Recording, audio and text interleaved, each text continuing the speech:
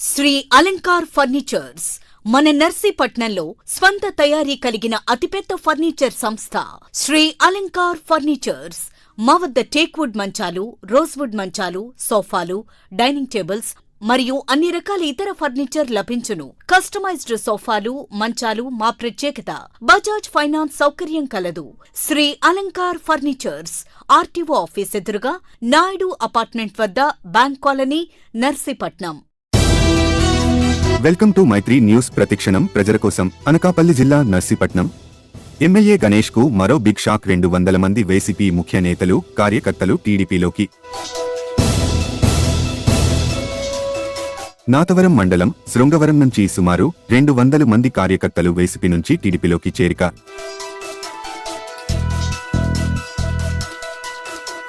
మాజీ సర్పంచ్ కోండ్రు అప్పారావుతో పాటు వైసీపీ ప్రధాన నాయకులు సుర్ల శ్రీను పార్టీలోకి చేరిన వైనం. అయ్యన్న నివాసం వద్ద వారికి పార్టీ టీడీపీ కండువాలు కప్పి పార్టీలోకి ఆహ్వానించిన మాజీ మంత్రి అయ్యన్న. నర్సీపట్నం నియోజకవర్గంలో టీడీపీలో చేరికల జోరందుకుంది. ఇప్పటికే అన్ని మండలాల్లో చేరికలు ప్రారంభం కాగా తాజాగా నాతవరం మండలం శృంగవరం నుంచి గ్రామంలో వైసీపీని లీడ్ చేసే సుమారుగా 200 మంది నాయకులు పార్టీలోకి చేరారు. వీరందరికీ టీడీపీ కండువాలు వేసిన అయ్యన్న పాత్రుడు టీడీపీలోకి ఆహ్వానించారు. ఈ సందర్భంగా ఆయన మాట్లాడుతూ వచ్చే ఎన్నికల్లో పార్టీ అధికారంలోకి వస్తుందని నమ్మకం ఉందన్నారు. రాబోయే 5 సంవత్సరాల్లో మరింత మందికి ఉపయోగపడే కార్యక్రమాలు చేసేందుకు నిర్ణయించినట్టు చెప్పారు. నియోజకవర్గంలోని నాయకులు, కార్యకర్తలంతా నా కుటుంబ సభ్యులేనన్నారు. తనకు రాజకీయ భిక్ష పెట్టింది పార్టీ నాయకులు, కార్యకర్తలేనని స్పష్టం చేశారు. తక్కువ కాలంలో ఎక్కువ సమయం అధికారంతో ప్రజలతో కలిసి ఉండే అవకాశం తనకు దక్కిందని చెప్పుకొచ్చారు. పార్టీకి కష్టకాలంలో ఉన్నప్పుడు నాకు నియోజకవర్గ నాయకులు, కార్యకర్తలే అండగా ఉన్నారన్నారు. మాజీ ముఖ్యమంత్రి వైఎస్ తనను కాంగ్రెస్లోకి రావాలని ఆహ్వానించారని, అయితే తనకు జీవితం ఇచ్చింది ఎన్టీ రామారావు అని, ఆ పార్టీలో ఉండగానే మరణిస్తానని ఆయనకు సమాధానం ఇస్తే ఎంతో సంతోషించారన్నారు. ఈ కార్యక్రమంలో నాతవరం మండలానికి చెందిన నాయకులు తదితరులు పాల్గొన్నారు.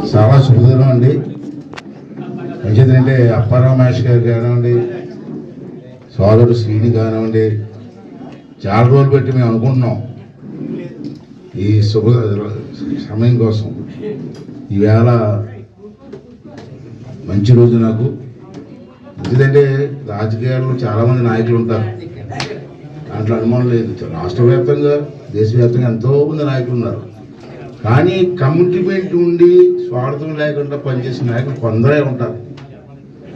దాంట్లో మ్యాథ్స్ గారు కానీ, శ్రీని కానీ, ఉరవాల అప్పనాయుడు గారు కానీ, వీళ్ళందరూ కూడా అటువంటి లేదు. అప్పనాయుడు గారికి చిన్న కోపం ఉన్నప్పుడు కూడా మనసు వెనలాంటిది. అది జడ్జతే సాధారణంగా 40 సంవత్సరాలు కాపురం చేయడం, పిల్లలతో కాపురం చేయడం కష్టం. అలాంటి అప్పలనాయుడు గారితో 40 సంవత్సరాలు ప్రయాణం చేశారంటే ఎంత మంచి అర్థం చేసుకోండి. జడ్జత చాలా మంచి రోజు ఇవాళ. ఇంటి గురించి నాకు మొదటి నుంచి తెలుసు. నాకు పార్టీలుగా ఉంటాయి. ఎందుకంటే చాలామంది నన్ను రాజశేఖర రెడ్డి గారు ముఖ్యమంత్రి ఉండేవాడు పిలిచేవారు. నన్ను బాగా ఇష్టపడేవారు. అతని పార్టీ వేరు, నా పార్టీ వేరు. ఎక్కడికి పడినా అయ్యనా రా అనేవారు రాజశేఖర గారు. పార్టీలో రాకూడదు అనేవారు. లేదు, నాకు జీవితం ఇచ్చింది ఎన్టీ రామారావు గారు. చచ్చితే ఆ పార్టీలో చచ్చిపోతుంది సార్. అలాగే ఉండాలి ఆయన వాడు. అప్పుడు చూడు కార్యకర్త అంటే అలా ఉండాలి ఆయన వాడు చేశాడు. అలాగే ఉంటాయి కొంతమంది కొంచెం వాటిలో అభిమానం ఉంటాయి, కొన్ని ఎత్తులు అభిమానం ఉంటాయి. అటువంటి సమయంలో పార్టీ కష్టకాలంలో వచ్చింది. 4 సంవత్సరాలు చాలా ఇబ్బంది పడ్డాం. అది అన్నీ మీకు తెలుసు. నా మీద కూడా 15 కేసులు పెట్టారు. సరే, అది వేరే అనుకోండి రాజకీయంగా. అయినా సరే ఇటువంటి సమయంలో నాకు అండగా ఉండడం కోసం, పార్టీకి అండగా ఉండడం కోసం ఇటువంటి పెద్దలు, వీరితో పాటు మీ అందరూ వచ్చినందుకు ప్రతి ఒక్కరికి కూడా పేరున ఏడు. మన జీవితం కూడా ఒక 40 సంవత్సరాల స్పాన్లో జరిగితే 9 సార్లు 10 సార్లు నేను అధికారంలోకి రావడం జరిగింది. ఎమ్మెల్యేగా కానివ్వండి, మంత్రిగా కానివ్వండి, రకరకాల పోస్టులు కానివ్వండి, ఎంపీ కానివ్వండి. అటు తక్కువ టైంలో ఎక్కువ సార్లు ప్రజల మధ్య ఉండేటువంటి అవకాశం భగవంతుడు నాకు ఇచ్చాడు. దాంట్లో సంతృప్తి రాజకీయాల్లో సంతృప్తి ఉంటుంది, ఇబ్బందులు ఉంటాయి కాదనం. కానీ నా జీవితంలో ఎక్కువ కాలం సంతృప్తి ఉంది. ఏదో పని చేస్తున్నాం, 10 మందికి ఉపయోగపడుతున్నాం. నా కుటుంబ సభ్యులకే కాదు, చాలా అందరికీ ఉపయోగపడుతున్నాను నేను అని సంతృప్తి చాలు నాకు. అది మళ్ళీ ఈ సంవత్సరం ఎలక్షన్లో కూడా తెలుగుదేశం పార్టీ కష్టాలు ఉంది, అధికారంలో రావాలని పట్టుదల పనిచేసాం. జనాల్లో కూడా మార్పు వచ్చింది. ఒకనప్పుడైతే మాట్లాడడానికి కూడా ఇబ్బంది పడేవారు. అలాంటిది వేళ వచ్చి అందరూ వచ్చి ఆశీర్వదిస్తున్నారంటే అది చాలా మంచి పరిణామం, రాష్ట్రానికి పరిణామం. ఉంటాం మనం, పోతాం అన్నారు. నాకు 67 సంవత్సరాలు వచ్చాయి. మా 25 సంవత్సరాలు రాజకీయాల్లోకి వచ్చాను నేను. నాకు ఇప్పుడు 67 ఎన్నాళ్ళు ఉంటాయి. ఉన్నన్నాళ్ళు సంతృప్తి అంతే, ఏదో నాకు పని చేసాం, ఏదో సంతృప్తి అంతే. అలా మనం బతుకోం. ఇక నాకు రేపు ఎలక్షను 67 అంటే ఇంకేముంటాయి. ఈ టైంలో మీరందరూ సహకరించి మళ్ళీ మనకు ఒక అవకాశం ఇస్తే నర్సీపట్నానికి ఒక 10 అడుగులు ముందుకు తీసుకెళ్ళడానికి భగవంతుడు నాకు అవకాశం ఇస్తాను. ఇటువంటి అనుకున్న ఈ తరుణంలో శ్రీని కానీ అప్పారమేష్ గారు కానీ మీరందరూ వచ్చి అజానబాతుగా నేను ఉన్నాం మీ వెనకాల నుంచి ధైర్యం ఇచ్చారు సార్. ఆ ధైర్యాన్ని నా జీవితంలో ఎప్పుడు మర్చిపోలేదని. రెండో విషయం ఏంటంటే సాధారణంగా రాజకీయాల్లో కొన్ని ఇబ్బందులు ఉంటాయి, కష్టాలు ఉంటాయి, సుఖాలు ఉంటాయి.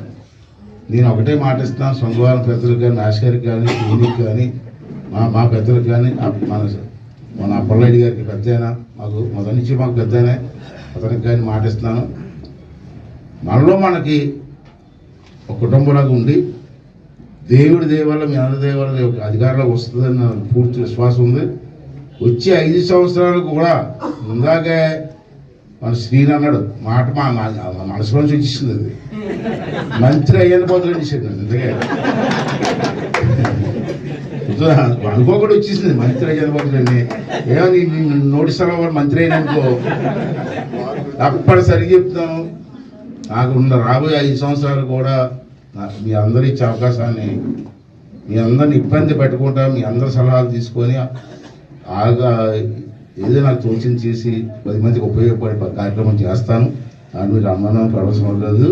ఈ వేళ నుంచి మీరందరూ కూడా నా కుటుంబ సభ్యులే. కార్యకర్తలు కూడా అన్నాం, నా కుటుంబ సభ్యులే మీరు కూడా. నా రాజేష్ ఎలాగో, నా విజయ్ ఎలాగో మీరు అంతే కదా. నాకు రాజేష్ విజయ్ నా వారసులు కుటుంబంగా, నా రాజకీయ వారసులు మీరు, నాకు రాజకీయ భిక్ష పెట్టింది మీరు అంతే కదా. మీరు భిక్ష అంటాను నేను. కొంతమంది బాగా భిక్షది నాకు. అందరూ ఆశీర్వదిస్తే కదా ఎమ్మెల్యేలు అవుతాం. నేను ఎమ్మెల్యేలు అవుతే కదా మంత్రి అవుతాం. మంత్రి అయితే కదా 10 కార్యక్రమాలు చేయడానికి అవకాశం వస్తుంది. ఇలాగ ఆలోచించి మనం తప్పనిసరి రాబోయే 5 సంవత్సరాలు మీతో నేను ఉంటాను, నాతో మీరు ఉండండి, కలిసి పనిచేద్దాం. మనకి జీవితాన్ని ఇచ్చినట్టు ఈ ఏరియాకి అందరం సేవ చేద్దామని చెప్పి మనం చేస్తూ, మేష్ గారు ఇక మీకు మొహమాటం లేదు, నా కుటుంబ సభ్యులు మీరు. స్టేజ్గా అప్పలయ్య వీళ్ళందరూ వస్తున్నారు, అలాగే స్టేజ్గా వచ్చి భుజం తట్టి లేపి నాకు ఇది కావాలని చెప్పి అడిగే స్వేచ్ఛ హక్కు మీ ఇద్దరికి అందరికీ అందరికి కూడా ఉంది. కానీ మీరు ఏమాత్రం కూడా మొహమాట పడదు. అయ్యే కొద్దిగా ఏమనుకుంటాడో ఏమనుకుంటాం, ఏమనుకోం.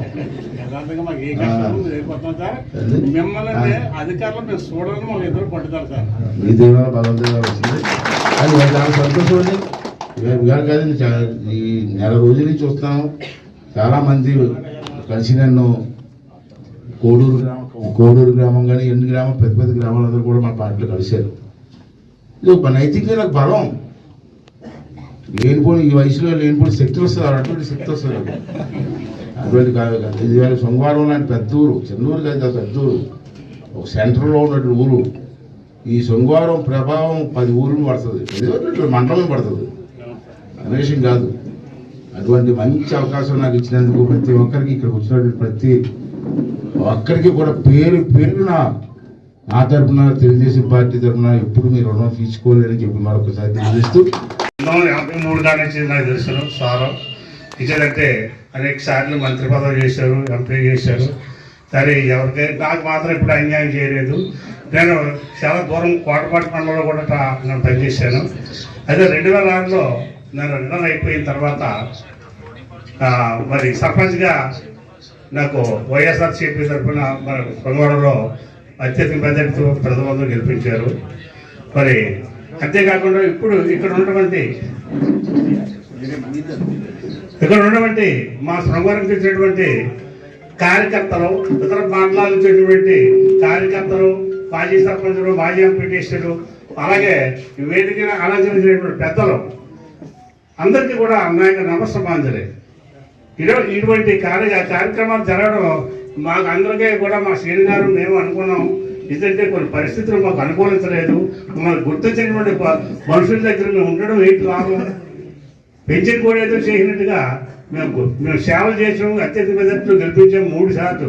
నాదొకటి 2013, 2019 ఇలా గెలిపించిన తర్వాత మనిషిని గుర్తించకపోతే మాకు చాలా బాధ అనిపించింది. మేము అనుకున్నాం శ్రీబాబు గారు ఏంటి పరిస్థితులు, ఎవరికి న్యాయం చేయలేకపోతున్నాం, ఏకశత్రుపతిగా జరిగిపోతుంది ఇక్కడ గ్రామం అని అనుకుని మాకు మనసుడికి ఈవేళ టీడీపీ నాయకులు మన ఉరవాల అప్పరెడ్డి గారు, అలాగే మంత్రి గారు, మాజీ మంత్రి గారు, అలాగే మండల నాయకుడు రమణ గారు, మరి ఎంపీడీసీ గారు, ఇలాగా మీరందరూ సమక్షంలో ఈ కార్యక్రమంలో చేరాము, ఈ యొక్క పార్టీలో చేరాము.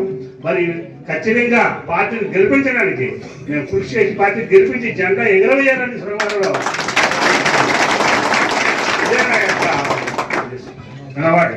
మరి ఈ అవకాశం ఇచ్చినటువంటి పెద్దలకు నమస్కరిస్తాం.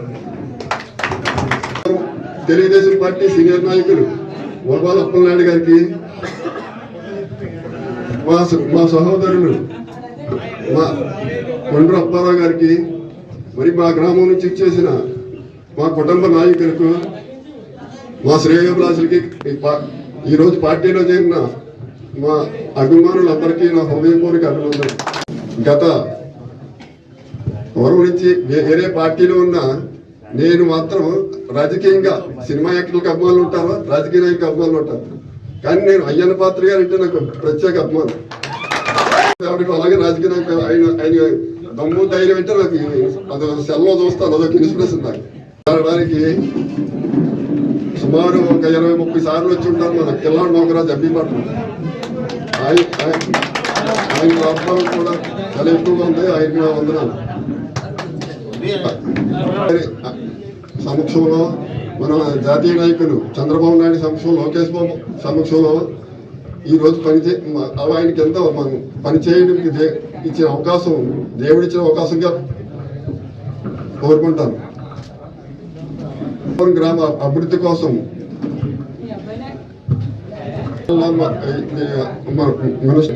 సమక్షంలో అభివృద్ధి కోసం శృంగవరం అభివృద్ధి కోసం నా వంతు కృషి నేను చేస్తాను. ఎన్నికల్లో శృంగవరం గ్రామం నుంచి మా వంతు సాయంగా భారీ మెజార్టీ రప్పించడానికి మా వంతు కృషి నేను చేస్తాను. మా శృంగవరం గ్రామానికి అభివృద్ధికి నాకు పెద్దపీట వేయాలని మంత్రి అయ్యన్న పాత్ర గారు కోరి ప్రార్థిస్తున్నాను. శృంగవరం నుంచి నన్ను నమ్మి వచ్చిన మా కుటుంబ నాయకులకు, కుటుంబ కొత్తలకు, కార్యకర్తలకు మరోసారి నా హృదయపూర్వక అభినందనలు. రాబోలో మన తెలుగుదేశం పార్టీ గెలుపొందడం ఖాయం. గెలిచిన తర్వాత మీ కష్టాలు నష్టాలు అన్నీ మన అయ్యన్న పాత్ర గారితో టచ్లో ఉండి మీ కష్ట సుఖాలను గ్రామాభివృద్ధికి ఎప్పుడు కృషి చేస్తానని నేను మీకు మా కార్యకర్తలకు మాట్లాడుతున్నాను. పెద్దలకు, స్టేజీ మీద ఉన్న మండల నాయకులకు, జిల్లా నాయకులకు నా హృదయపూర్వక అభినందనలు తెలియజేస్తూ సెలవు తీసుకుంటాను. జై తెలుగుదేశం. అయ్యన్న పాత్ర గారికి జై. అయ్యన్న పాత్ర గారికి